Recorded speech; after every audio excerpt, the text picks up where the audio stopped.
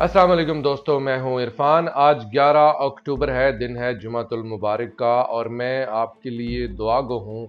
अल्लाह ताला आपके लिए आसानियाँ पैदा करे और आपको अपनी हिफ्ज़ व अमान में रखे। दोस्तों, इस वक्त जंगी जराइम इसराइल के इस कदर बढ़ चुके हैं कि अमेरिका तक इनसे परेशान है। अमेरिका ने इन जंगी जराइम से परेशान आकर बजाय इसके कि अपने बगल बच्चे को समझाता कि ये सारी हरकतें बंद करो, उसको असलहा देना बंद करता, इस वक्त यूनाइटेड नेशन का रुख करने पर मजबूर हो गया है अमेरिका। इसराइल के जो जंगी जराइम हैं उनमें एक और इजाफा हो गया है। पहले ही कम नहीं थे, लेकिन उनमें एक और इजाफा हो गया है, और वो ये है कि यूनाइटेड नेशन का जो पीस मिशन है, यूनाइटेड नेशन का जो अमन मिशन है, उसके जो ट्रूप्स हैं, उसके जो फौजी हैं जो कि लेबनान के अंदर मौजूद हैं, उनके ऊपर हमला किया गया है। इस मौके पर इटालियन डिफेंस मिनिस्टर ने इस्राएली एम्बेसडर को बुलाया और उसको बाकायदा से एहतजाज किया और कहा कि यूनाइटेड नेशन का जो अमन मिशन है उसके ट्रूप्स को तुमने जख्मी कर दिया है। मोर ओवर, जो आयरिश प्राइम मिनिस्टर हैं, जो आयरलैंड के प्राइम मिनिस्टर हैं सिमन हैरिस, उन्होंने कहा कि I am deeply concerned after Israeli forces open fire on peace keepers in Lebanon and this behaviour is totally intolerable. उन्होंने कहा कि मेरा इस हवाले से खासी मुझे तशवीश है कि किस तरह से इसराइली फोर्सेस ने यूनाइटेड नेशन के जो पीस कीपिंग मिशन है, पीस कीपिंग जो उनके जो ट्रूप्स हैं, उनके ऊपर हमला किया गया है लेबनान के अंदर, और ये रवैया बिल्कुल नाकाबिले बर्दाश्त है। इन जंगी जराइम के बाद अमेरिका यूनाइटेड नेशन के अंदर 2 करारदादें जमा करवाता है, और 2 करारदादें जिसमें से करारदाद नंबर 2735, उसमें कहा गया है कि फौरी तौर पर सीज फायर किया जाए, होस्टेजेस जो हैं उनको वापस लाया जाए, और गजा से जो इसराइल की फौजें हैं वो निकल जाएं। इसके अलावा गजा को दोबारा से तामीर किया जाए। ये करारदाद नंबर 2735 जो है इसमें कहा गया है। इसके अलावा करारदाद नंबर 2720 पेश की गई है, जिसमें कहा गया है कि बॉर्डर खोल दिए जाएं और जो वहां पर इमदाद है वो बहुत बड़े पैमाने पर इमदाद मुहैया की जाए। ये करारदाद जो पेश की गई है, ये US ambassador to UN Linda Thomas की तरफ से ये करारदाद पेश की गई है। इसमें जो अहम तरीन चीज है वो ये है कि इस करारदाद को इससे पहले अमेरिका की तरफ से वीटो कर दिया गया था, और एक बार फिर से इस करारदाद के ऊपर दोबारा से अमल दरामद का खुद अमेरिका कह रहा है। अब देखना ये है कि ये करारदाद डेफिनेटली, ये करारदाद को इसराइल एक्सेप्ट नहीं करेगा, लेकिन अब अगर अमेरिका इस करारदाद को लेकर आ गया है और इसराइल की ये मर्जी और ख्वाहिश है कि वो इस करारदाद के ऊपर अमल दरामद ना होने दे, तो इसका मतलब है कि इसराइल और अमेरिका यूनाइटेड नेशन में आमने सामने होंगे। मोरोवर दोस्तों, इस वक्त जो हिजबुल्लाह के हवाले से इतलाआत हैं, एक बहुत बड़ा सिक्योरिटी इंसिडेंट, बहुत बड़ा घात लगाकर एक हमला किया गया है।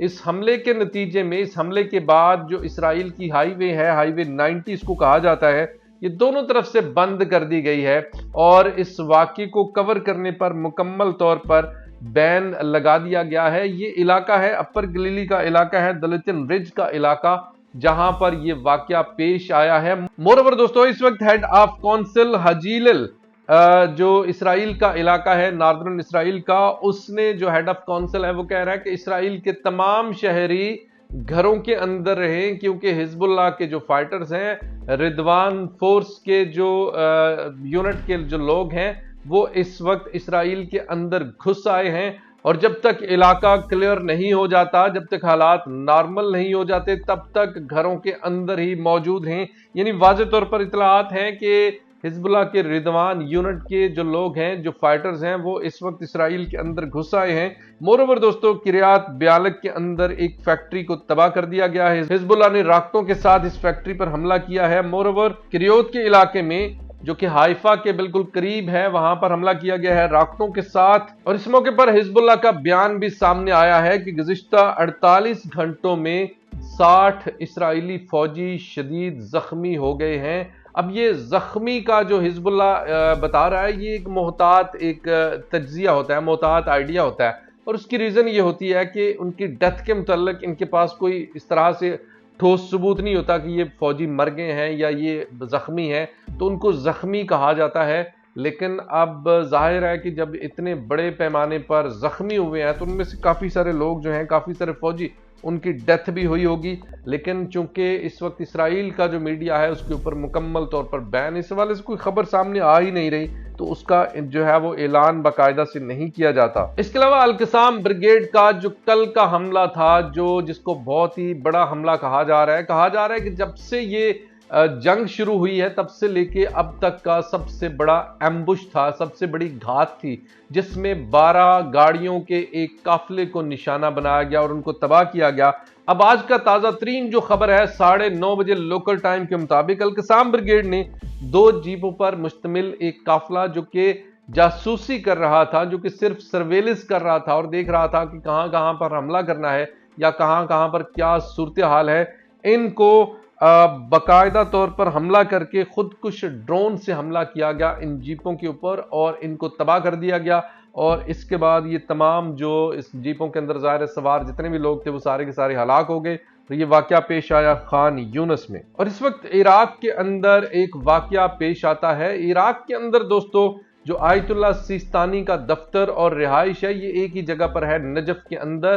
تو اب جو سورسز بتا رہے ہیں وہ یہ بتا رہے ہیں کہ نجف کے اندر عراق کے جو آیت اللہ سیستانی ہیں ان کے اس بلڈنگ کے اندر آگ لگی ہوئی ہے اور اس آگ کو بجھانے کی کوششیں کی جا رہی ہیں. لیکن یہ واضح کر دوں کہ اسرائیل کا جو ٹارگٹس انہوں نے سیٹ کیے تھے، جس میں انہوں نے اعلان کیا تھا، اس میں آیت اللہ سیستانی کا نام بھی شامل ہے. اس کے علاوہ آیت اللہ خامنائی ان کا نام بھی شامل ہے. اس کے علاوہ لبنان کے کافی سارے لوگوں کا نام شامل ہے. اب یہاں پر میں ایک اور چیز بڑی واضح طور پر آپ کو کہہ دوں، میں نے کمنٹس پڑھے ہیں، ان کمنٹس میں مجھے یہ جو چیز کافی حد تک جن لوگوں نے پوری ویڈیو دیکھی ہے انہوں نے کمنٹ جو کیا ہے اس میں، اور جو آدھی ویڈیو دیکھ کر جو آدھی خبر سن کر کمنٹ کرنے دوڑے چلے آئے ہیں، ان میں ایک بڑا فرق نظر آ رہا تھا مجھے. تو عرض یہ ہے کہ میں نے کل اسماعیل قانی کے حوالے سے جو خبر دی تھی پچھلے ویلاگ میں، رات والے ویلاگ میں، آپ ایک بار پھر سے اس خبر کو پورا سنیے گا. اس خبر میں نے واضح طور پر بتایا تھا کہ ایک بھی ایران کا آؤٹ لیٹ اس کو تسلیم نہیں کر رہا، ایک بھی ایران کا آؤٹ لیٹ اس نے کہیں پر بھی یہ اس طرح کی خبر نہیں دی ہے. اور یہ تمام خبریں جو ہیں یہ فاکس نیوز سے، العربیہ نیوز انگلش جو کہ کافی حد تک انفلوئنسڈ ہے اسرائیل کے زیر اثر ہے، یہ تمام خبریں وہاں سے آئی ہیں. اور اس کے علاوہ میں نے واضح طور پر بتایا تھا کہ اس میں کافی سارے بوٹس، کافی سارے جو آٹومیٹک ریپلائز، آٹومیٹک خبریں دینے والے، یعنی ایسے کچھ اکاؤنٹس ہوتے ہیں جن کا نام کوئی نہیں ہوتا، تو وہ سارے کے سارے اس طرح کی خبریں دے رہے ہیں. لیکن ایران کی طرف سے، ایران کے کسی بھی نیوز آؤٹ لیٹ کی طرف سے اس طرح کی کوئی خبر سامنے نہیں آئی. تو میں نے واضح طور پر بتایا تھا اور کہا تھا کہ یہ صرف اور صرف اس کا مقصد یہ تھا کہ آپ لوگوں کو ہوشیار کرنا، آپ لوگوں کو بتانا کہ جب تک کوئی اتھینٹک نیوز آپ کے سامنے نہ آئے تب تک کسی خبر کے اوپر آپ نے یقین نہیں کرنا. یہ تھا اس کا مقصد.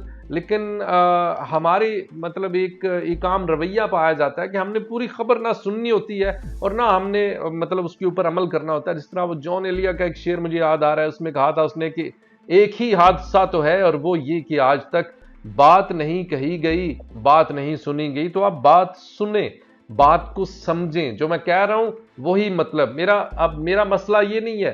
میرا مسئلہ یہ ہے کہ میں اپنا موقف بیان کر رہا ہوں. اب اس کے اوپر آپ کو کیا سمجھ آتی ہے، اس کے اوپر جو ہے وہ کافی سیر حاصل بحث کی جا سکتی ہے. بہرحال مجھے آپ کو کافی ساری اور نیوز بھی آپ کے ساتھ میں نے شیئر کرنی ہے.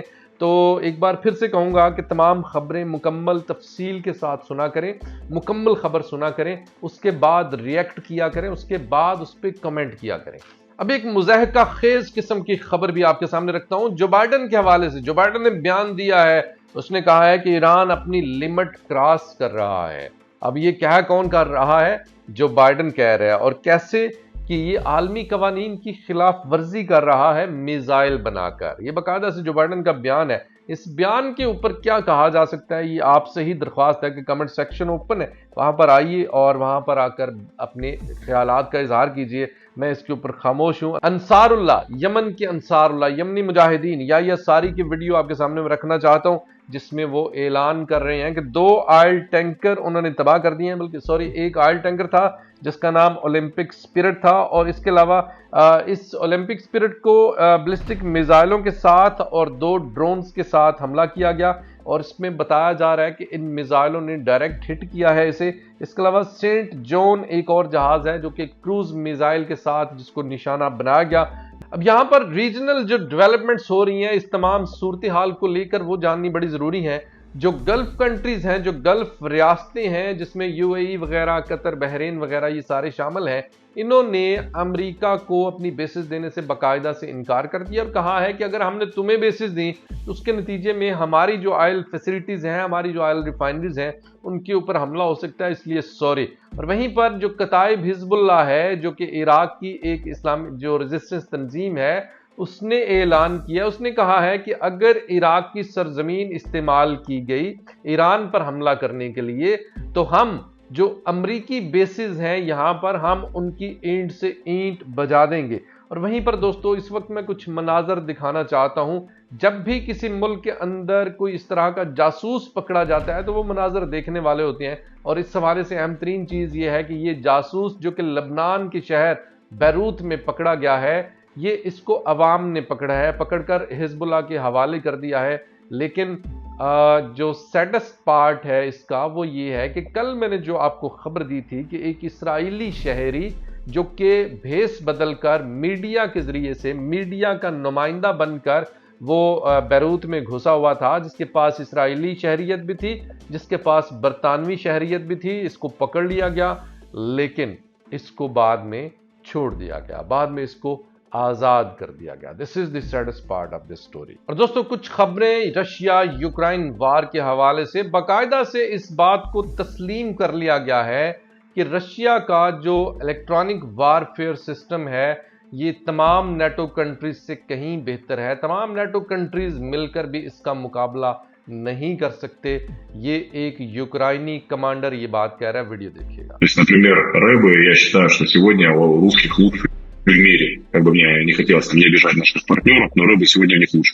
одной простой причине. جی آپ نے ویڈیو دیکھی جس میں باقاعدہ طور پر وہ رشیا کی برتری کو تسلیم کر رہا ہے۔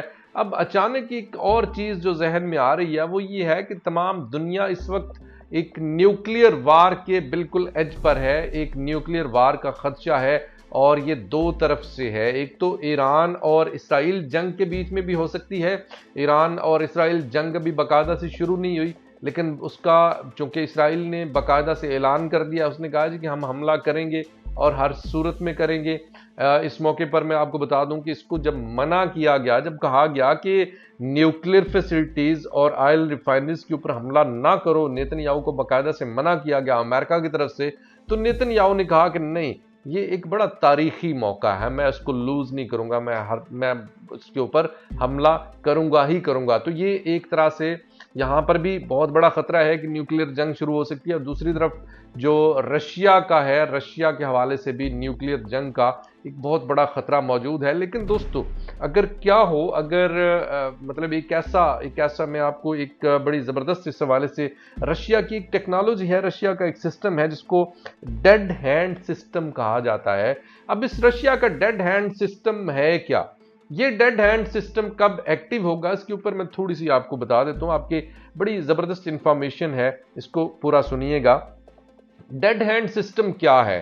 جب رشیا کے اوپر کوئی ایسا وقت آئے اگر کہ رشیا کے اوپر ایک بہت بڑا حملہ ہو جائے، رشیا کے صدر پوٹن، تمام جو ملٹری کمانڈرز ہیں وہ ہلاک ہو جائیں، ایک ایسا نیوکلیئر اس کے اوپر حملہ ہو جائے، تو یہ تمام ہلاک جب ہو جائیں گے تو اس کے بعد ایک جو رشیا کے اندر ایک سسٹم لگا ہوا ہے جو کہ اس چیز کو ڈیٹیکٹ کرے گا، ایک سینسر سسٹم ہے، وہ ریڈیو ایکٹیویٹی کو ڈیٹیکٹ کرے گا رشیا کے ڈیفرنٹ علاقوں میں۔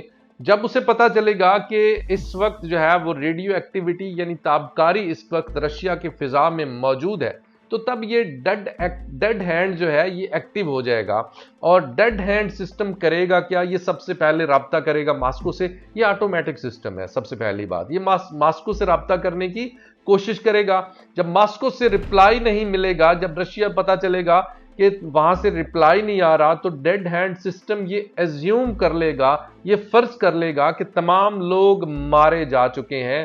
اس کے بعد سے یہ ڈیڈ ہینڈ سسٹم ایکٹیویٹ کرے گا نیوکلیر میزائل کو۔ 4000 کے قریب نیوکلیر میزائل داغ دیے جائیں گے جو پہلے سے نشانہ لگا کر بالکل تیار رکھے ہوئے ہیں، اور یہ نشانہ بنائیں گے سب سے پہلے امریکہ کو نشانہ بنائیں گے، اس کے علاوہ نیٹو کنٹریز کو نشانہ بنائیں گے، اس کے علاوہ تمام جو یورپین الائنس ہے اس کو نشانہ بنائیں گے۔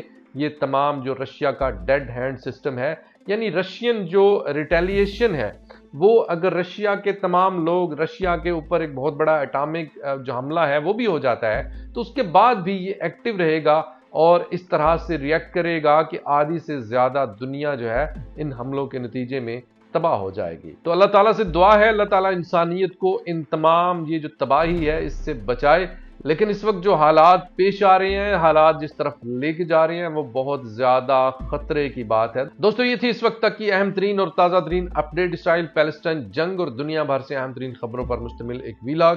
ویڈیو کیسی لگی کمنٹ سیکشن میں رائے کا اظہار کیجیے گا، ویڈیو کو زیادہ سے زیادہ شیئر کیجیے گا، اور ہمارے یوٹیوب چینل کو سبسکرائب کرنے کے ساتھ ساتھ بیل آئیکن کو بھی پریس کر دیجیے گا تاکہ آپ کو ہر اپڈیٹڈ انفارمیشن بر وقت ملتی رہے۔ خدا حافظ۔